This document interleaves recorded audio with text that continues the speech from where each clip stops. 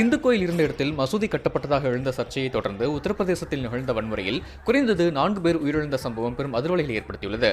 20 போலீசாருக்கு காயம், சுமார் 2500 பேர் மீது வழக்கு, இணைய சேவை முடக்கம் என வன்முறை களமாக மாறியிருக்கிறது சம்பல் பகுதி. உண்மையில் இந்து கோயில் இருந்த இடத்தில் மசூதி கட்டப்பட்டுள்ளதா? மேற்கு உத்தரப்பிரதேசத்தின் சம்பல் பகுதியில் உள்ள ஜமா மசூதி இந்து கோயில் எடுத்து கட்டப்பட்டதாக சர்ச்சை எழுந்தது. இது தொடர்பாக தாக்கல் செய்யப்பட்ட மனுவை விசாரித்த நீதிமன்றம் மசூதியை ஆய்வு செய்ய அனுமதி வழங்கியது. இந்நிலையில் ஞாயிற்றுக்கிழமை மசூதியை ஆய்வு செய்ய சென்ற அதிகாரிகளுக்கு எதிர்ப்பு தெரிவித்து நடைபெற்ற போராட்டம் வன்முறையாக மாறியது. அதிகாரிகள் மீது தாக்குதல் நடத்தி வாகனங்களுக்கு தீ வைக்கப்பட்டதால் காவல்துறையினர் துப்பாக்கி சூடு நடத்தியும் கண்ணீர் புகை குண்டை வீசியும் வன்முறையை கட்டுப்படுத்த முயற்சித்தனர். வன்முறையை தூண்டியதாக எதிர்க்கட்சிகளும் பாஜகவும் மாறி மாறி குற்றம் சாட்டி வருகின்றன. சம்பலின் வரலாற்று சிறப்புமிக்க மசூதியாக கருதப்படும் ஜமா மசூதி முகலாயர் காலத்தில் கட்டப்பட்டது. இது இந்து கோயில் இருந்த இடத்தில் கட்டப்பட்டதாக இந்துக்கள் தரப்பினர் கூறுகின்றனர்.